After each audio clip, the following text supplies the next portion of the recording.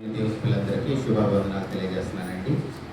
ఈ యొక్క మహాకృపను బట్టి ఈరోజు దేవుడు మన కోసం సిద్ధం చేసిన వాక్య భాగాన్ని మనం అందరం కలిసి ధ్యానించుకుందాం. ఏప్రిల్ రాసిన పత్రిక 11వ అధ్యాయము మొదటి వచనం చదువుకుందాం. ఏప్రిల్ రాసిన పత్రిక 11వ అధ్యాయం మొదటి వచనంలో,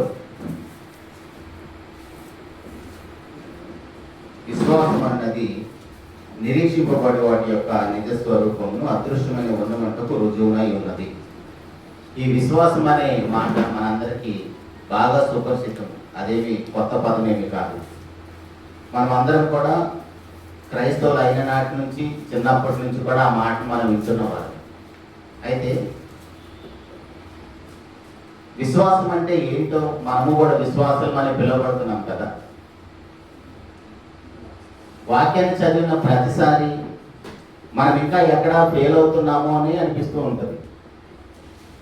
లేదా దేవుని సేవకులు వాక్యాన్ని తెలియజేస్తున్నప్పుడు మనం వింటున్న ప్రతిసారి కూడా ఎక్కడో ఒక చోట ఇంకా మనము ఫెయిల్ అయ్యాము అన్న విషయం మనకు అర్థమవుతుంది. అలాంటి సందర్భాన్ని ఈరోజు కూడా మనం ఒకసారి ఈరోజు వాక్య ధ్యానంలో నేర్చుకుందామండి. మనందరికీ తెలుసు, విశ్వాసుల తండ్రి అబ్రహాము గారు. ఆయన గురించి రాయబడిన మాటలు కొన్ని చూద్దాము. యాకోబు పత్రిక ఒక పుస్తకంలోనే 2వ అధ్యాయం 23వ వచనంలో, యాకోబు గారు రాసిన పత్రిక 2వ అధ్యాయం 23వ వచనంలో, కాబట్టి అబ్రహాము దేవుని నమ్మెను, అది అతనికి నీతిగా ఎంచబడెను అని లేఖనం నెరవేర్చబడను, మరియు దేవుని స్నేహితుడని అతనికి పేరు ఉన్నది. తర్వాత అదే సందర్భం మనకి అపోస్తలుడైన పౌలు గారు కూడా రోమా సంఘంతో మాట్లాడుతున్నారు. అది కూడా చూద్దాం. రోమీయులకు రాసిన పత్రిక 4వ అధ్యాయము 3వ వచనంలో, రోమీయులకు రాసిన పత్రిక 4వ అధ్యాయం 3వ వచనంలో, అబ్రహాము దేవుని నమ్మెను, అది అతనికి నీతిగా ఎంచబడింది. ఇలా మనకి అబ్రహాం గారి విశ్వాసం గురించి క్రొత్త నిబంధనలో మనకి 4 సార్లు కనపడుతుంది. ఇదే సందర్భం మనకి మొట్టమొదటిగా ఎక్కడ కనపడుతుంది అంటే ఆదికాండము 15వ అధ్యాయము 6వ వచనంలో ఉంటుంది. ఆదికాండము 15వ అధ్యాయం 6వ వచనంలో, అతడు యెహోవాను నమ్మెను, ఆయన అది అతనికి నీతిగా ఎంచాడు. ఎక్కడ చూసినా సరే ఈ సందర్భాలన్నింటిలో మనకి అబ్రహాం గారు దేవుడిని నమ్మాడు, అది అతనికి నీతిగా ఎంచబడింది. ఇదే సందర్భాన్ని హబక్కూ గారు కూడా రాస్తున్నారు. ఒకసారి అక్కడ కూడా వెళ్ళి చూద్దాం. హబక్కూ గ్రంథము 2వ అధ్యాయము 4వ వచనములో ఎందుకు ఈ విషయాలన్నీ మనం చూస్తున్నామంటే, ఒక వ్యక్తి గురించి బైబిల్ ఎన్నిసార్లు రాయబడుతుందంటే ఆ వ్యక్తి ఊరికే దేవుడిని నమ్మినట్టుగా ఉండదు. మనకి వారు యథార్థపరులు కాక తమలో తాము అతిశయపడుదురు. అయితే నీతిమంతుడు విశ్వాస మూలముగా బ్రతుకును. సందర్భాలన్నింటిలో మనం చూస్తే ఎవరైతే దేవుడిని నమ్ముతారో వాళ్ళు విశ్వాసులని, నీతిమంతులని వాక్యం మనకు తెలియజేస్తుంది. ఈ మాట మనకి వినటానికి చాలా ఈజీగా ఉంటుంది, చెప్పడానికి కూడా ఇంకా ఈజీగా ఉంటుంది. కానీ ఆ విశ్వాసం అనేది మన జీవితాల్లో చూపించడం అంటే అంత చిన్న విషయమేమి కాదు. ఇప్పుడు సంఘంలో చేర్చబడిన దేవుని పిల్లలు అందరినీ కూడా ఏమంటారు? బయట సమాజం విశ్వాసులని అంటారు. అయితే ఆ విశ్వాసం అనేది అది ఎంత తీవ్ర స్థాయిలో ఉంటుందో అది మనకు అందరంత ఎత్తులో ఉన్నదని ఒకసారి అబ్రహాం గారి జీవితం దగ్గరికి వెళ్ళి చూస్తే మనకు అర్థమవుతుంది. అబ్రహాం గారిని దేవుడు పిలుస్తాడు కదా. అబ్రహాం గారిని దేవుడు పిలిచినప్పుడు ఆయన ఎక్కడికి, ఎందుకు, ఏంటని ఏమీ అడగకుండా వెళ్ళిపోయాడు. మనందరికీ తెలిసిన సందర్భాలు.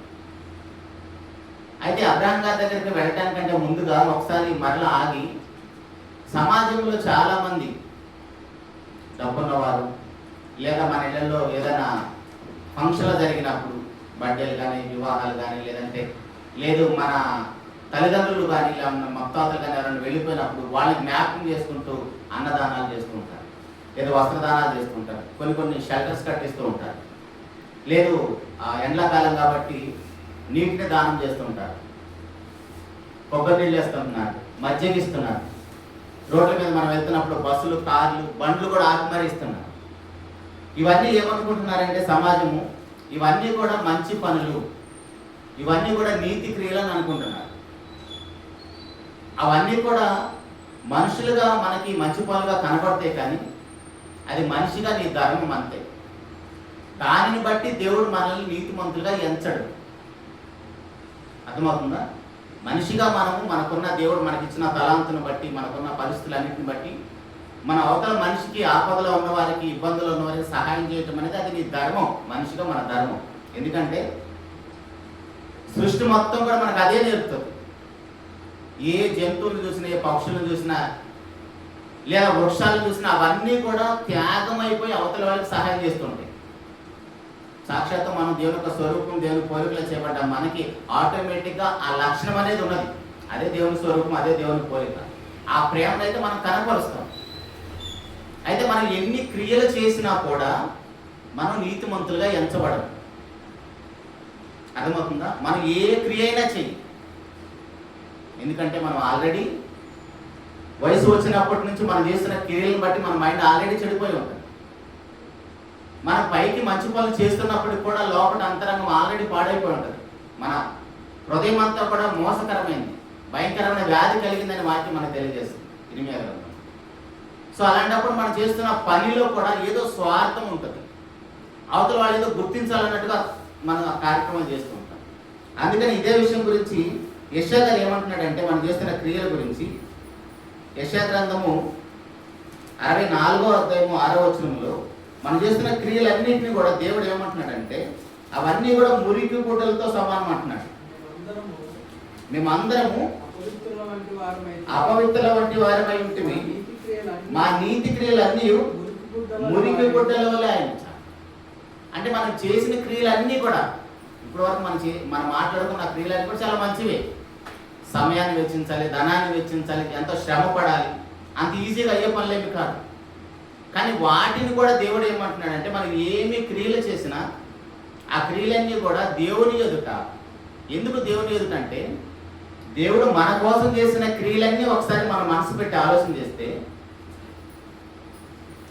ఎన్ని చేశాడో, ప్రారంభం నుంచి, సృష్టి దగ్గర నుంచి, తల్లి గర్భంలో మనల్ని నిర్మించే దగ్గర నుంచి ప్రజెంట్ దేవుడు మనల్ని కాపాడుతున్న విధానాన్ని బట్టి, మనకి ఇస్తున్న ఆయుష్ను, ఆరోగ్యాన్ని బట్టి ఈ క్రియలన్నీ ఒకసారి పక్కన పెట్టుకొని మనం చేస్తున్న క్రియలు కూడా పక్కన పెట్టి చూస్తే అసలు మన లెక్కల్లో కూడా రావు. కాబట్టి మనం ఏ క్రియ చేసినా అవన్నీ కూడా మురికి గుడ్డలతో సమానం అంటుంది వాక్యం. అయితే ప్రభునందు ప్రియమైన దేవుని ద్వారా ఇలాంటి సందర్భాలలో దేవుని పిల్లలుగా మనము నీతిమంతులుగా అవ్వాలంటే ఒకే ఒక ఆప్షన్ ఉంది. ఏంటంటే అది ఇందాక అబద్ధాలు ఏం చెప్పాడు, ఎవరైతే దేవుని నమ్ముతారో, ఎవరైతే దేవుని విశ్వాసం ఉంచుతారో వాళ్ళే నీతిమంతులు. ఒకే ఒక ఆప్షన్, నువ్వేమి చేయాల్సిన అవసరం లేదు. ఎఫెసీయులకు రాసిన పత్రిక 2వ అధ్యాయము 7-8 వచనాలు మనం చదివినప్పుడు కూడా మీరు కృప చేతనే రక్షించబడ్డారు. అక్కడ కూడా మనం నీతిమంతులు అవటానికి మనం చేసిన క్రియ ఏమీ లేదు. ఎందుకు మనం ఇక్కడ ఎంతసేపు ఆగుతున్నామంటే, మనం ఏ పని చేసినా సరే మనం నీతిమంతులు అవడానికి అవకాశం లేదు. అది ఉచితంగా మనకు అనుగ్రహించబడింది. మనకు అర్థమవటానికి మనలో చాలా మంది హార్ట్ పేషెంట్లు ఉన్నారు, చాలా మందికి ఆపరేషన్లు కూడా అయింది, బైపాస్లు అయింది. ఇప్పుడు అలా ఆపరేషన్ చేయించుకున్న వాళ్ళు కానీ, లేదా ఆ రోగం వచ్చిన వాళ్ళు కానీ వాళ్ళు ఏమైనా ట్రీట్మెంట్ చేసుకోగలరా? వాళ్ళు ఎవరి దగ్గరికి వెళ్ళాలి? దానికి సంబంధించి ఎవరైతే స్పెషలైజ్ చేసి ఉంటారో వాళ్ళ దగ్గరికి వెళ్ళేసి ఆ ప్రాబ్లమ్ సాల్వ్ చేసుకోవాలి. దానికోసం వేల రూపాయలు, లక్షల రూపాయలు డబ్బులు ఖర్చు అవుతుంది మనకు తెలుసు. అలా చేసిన తర్వాత కూడా వాళ్ళు బ్రతుకుతారంటే గ్యారంటీ లేదు. కానీ ఇక్కడ మనం చేసిన పాపం అనేది అది ఎంత భయంకరమైనదంటే, ఎప్పుడు చనిపోయినా మనం పాతాళానికి వెళ్ళిపోతాం. అపవాదికి వాళ్ళ దూతలు సిద్ధపరచబడిన ఆ భయంకరమైన నరకంలోకి ఆ ధనవంతుడు వేసే కేక వేసే పరిస్థితి మనం. కానీ దేవుడు ఏం చేశాడంటే మనల్ని అక్కడికి వెళ్లకుండా మనం బ్రతికుండగానే దేవుని యొక్క మహాకృప చేత మనందరిని కూడా నీతిమంతులుగా చేసి ఒక ప్రక్రియను ఏర్పాటు చేశాడు. అదేంటంటే మనం చేసింది ఏమీ లేదు, ఒక రూపాయి ఖర్చు చేసేది లేదు, శ్రమ పడేది లేదు, జస్ట్ ఆయన విశ్వాసం ఉంచితే చాలు. ఇప్పుడు అబ్రహాం గారి దగ్గరికి వెళ్దాం ఒకసారి. అబ్రహాం గారు కూడా దేవుడిని నమ్మాడు కదా. దేవుడు ఎలా నమ్మాడు ఆయన? ఆది కాండము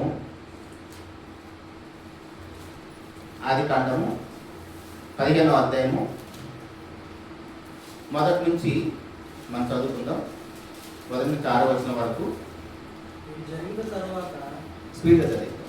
యెహోవా వాక్యము అబ్రామునకు దర్శనమందు వచ్చి, అబ్రామా భయపడుతుము, నేను నీకు కేడెము, నీకు బహుమానము అత్యధికమగునని చెప్పాను.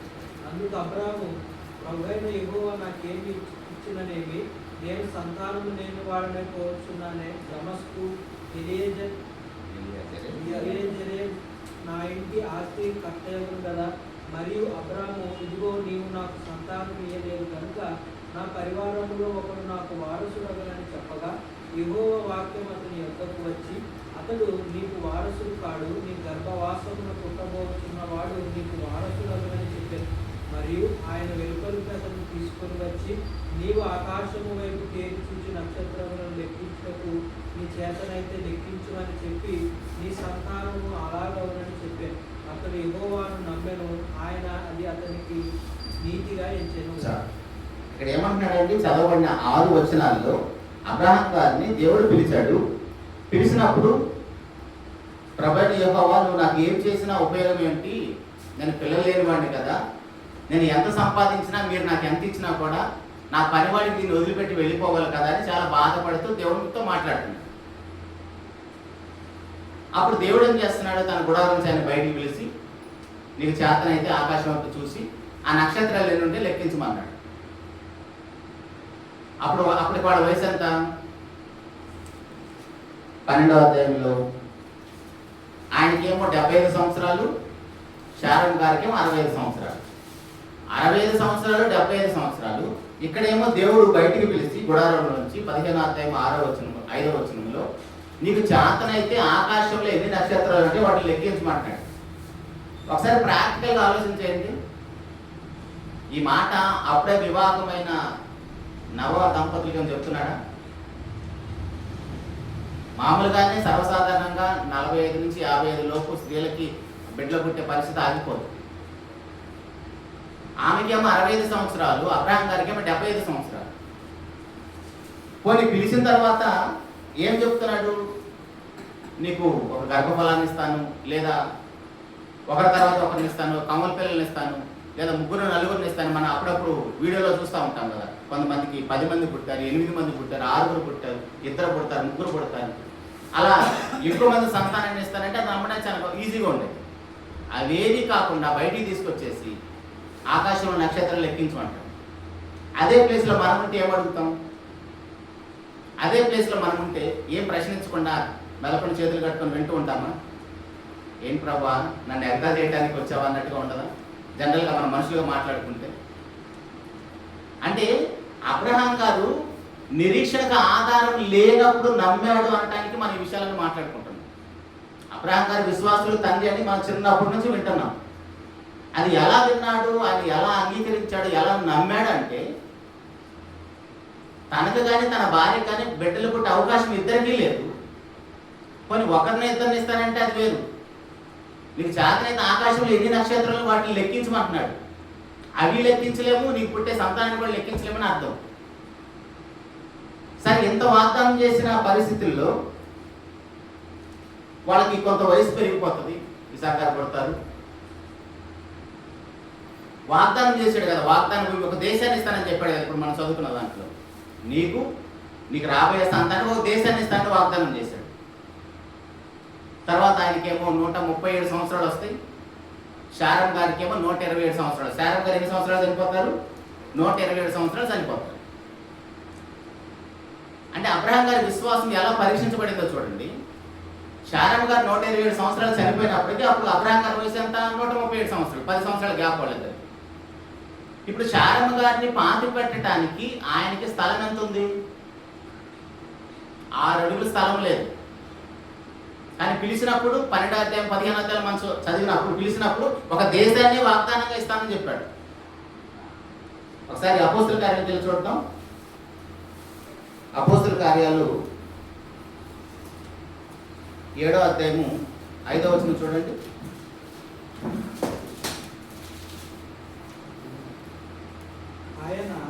ఆయన ఇందులో అతనికి పాదము పట్టునంత భూమినైనను 7వ అధ్యాయము 5వ వచనం స్వాస్థ్యముగా ఇయ్యక అతడు కుమారుడు లేనప్పుడు అతని తరువాత అతని సంతానమును దీన్ని స్వాధీనపరుచుతానని అతనికి వాగ్దానం చేశాడు. కానీ అప్పటికే వాగ్దానం చేసి 60 సంవత్సరాలు దాటిపోయింది. వాళ్ళకు కుమారుడు పుట్టాడు. ఆల్రెడీ శారమ్మ గారు కూడా చనిపోయారు. కానీ శారమ్మ గారిని భార్యని పాతి పెట్టడానికి పాదం పట్టిన స్థలం కూడా లేదంట. కనీసం 6 అడుగుల స్థలం కావాలి కదా. 75 సంవత్సరాలు అప్పుడు పిలిచాడు. అప్పటికే 60 సంవత్సరాలు గడిచిపోయి నీకే ఒక దేశాన్ని ఇస్తానంటున్నాడు. ఇప్పుడు భార్య చనిపోతే ఆ దుఃఖంలో ఉన్నప్పుడు దేవుడి మీద విశ్వాసం ఉంచడానికి ఏమైనా అవకాశం ఉందా చెప్పండి. మనకి చిన్న కష్టం వస్తే, చిన్న శరీరంలో బలహీనత వస్తే మనం చేసిన తప్పులు కూడా దేవుడిని నిందిస్తాం.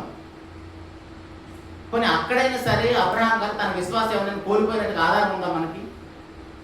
మరలా 400 వెండి కాయిన్లు పెట్టి స్థలాన్ని కొని తన భార్యను కూర్చిపెట్టుకున్నాడు. ఇప్పుడు మన ఇంట్లో ఎవరైనా వెళ్ళిపోయారు అనుకోండి, ఇంటి వాళ్ళు ఆ కార్యక్రమాలు చేస్తారా? వచ్చిన బంధువులు స్నేహితులు వాళ్ళు ఇలా కార్యక్రమాలు చేస్తారు. అబ్రహాం గారికి ఆ పరిస్థితి కూడా లేదు.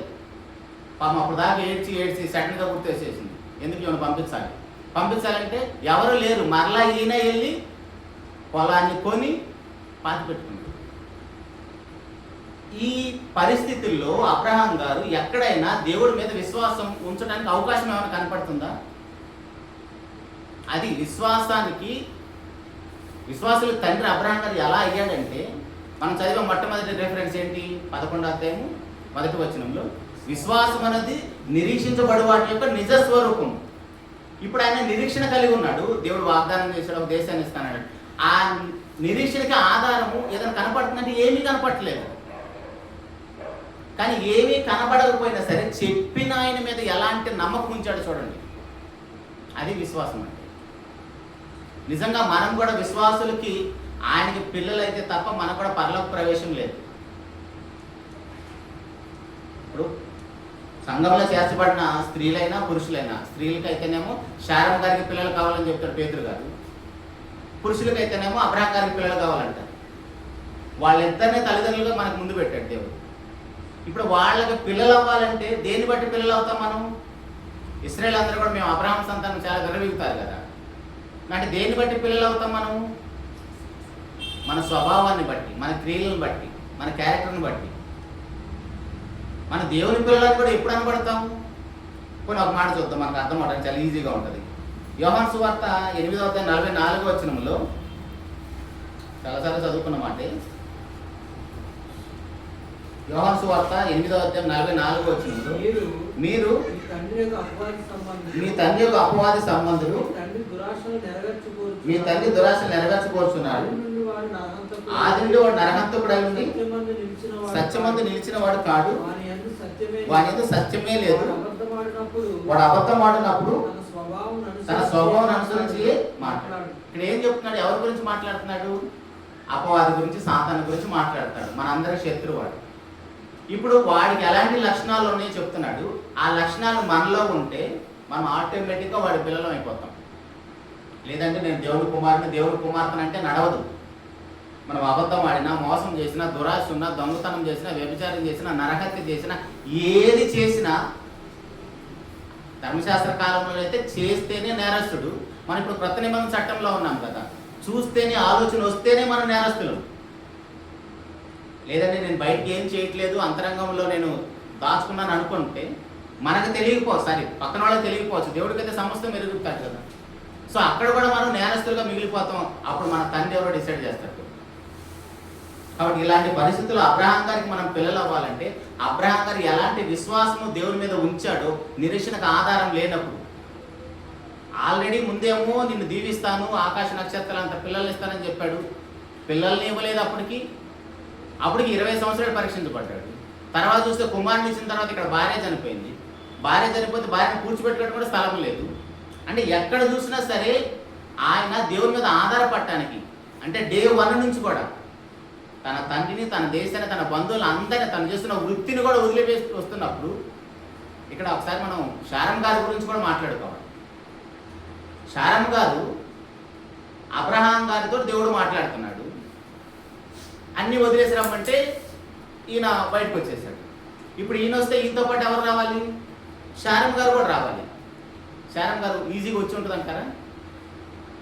మన వాళ్ళైతే రాదు 100%. ఎందుకంటే మన క్యారెక్టర్ అంత గొప్పదేం కాదు. మనకు తగ్గట్టే మన భార్యలు కూడా ఉంటారు. భర్తకు తగ్గట్టు భార్యలు, భార్యలు తగ్గట్టు భర్తలు ఉన్నాం కాబట్టి మన కుటుంబాలు ఎలా ఉన్నాయి.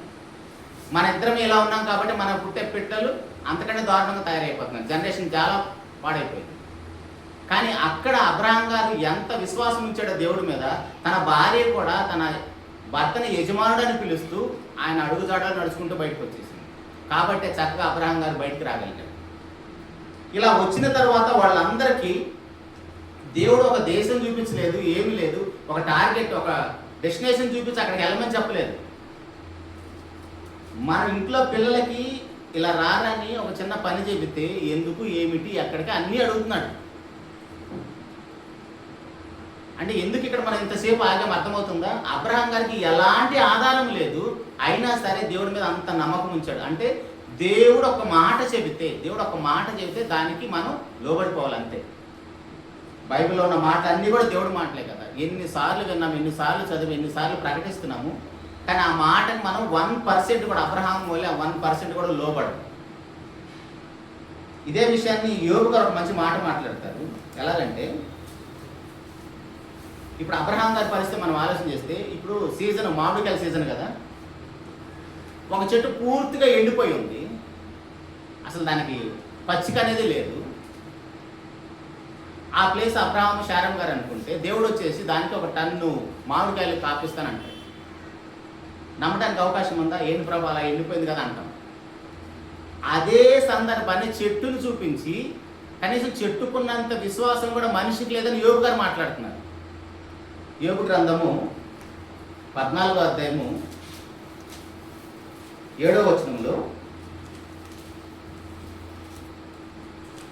అంటే మనకు బుద్ధి రావటానికి దేవుడు జంతువుల్ని, పక్షుల్ని, పురుగుల్ని, లాస్ట్ చెట్లు కూడా ముందు పెడుతున్నాడు. వృక్షము నరకబడిన ఎడల తిరిగి చిగుర్చునని, దానికి లేత కొమ్మలు వేయననియు నమ్మకము కలదు. దాని వేరు భూమిలో పాతకపోయినను, దాని అడుగు మొద్దు మట్టిలో చీకిపోయినను, నీటి వాసన మాత్రం చేత అది చిగురుస్తుంది. ఆ ఒక్క మాట చాలు. నీటి వాసన తగిలితే చాలు అది చిగురుస్తుందంట. మీరు గమనించారు, అప్పుడప్పుడు మనం రోడ్లకి ట్రావెల్ చేస్తున్నప్పుడు ఆ చెట్టు, ఇంత పెద్ద చెట్టు ఎండిపోయి మొద్దులాగా పడి ఉంటుంది, కానీ దానికి ఎక్కడో చిగురు ఉంటుంది. దానికి కొన్ని కాయలు కూడా కనపడతా ఉంటాయి.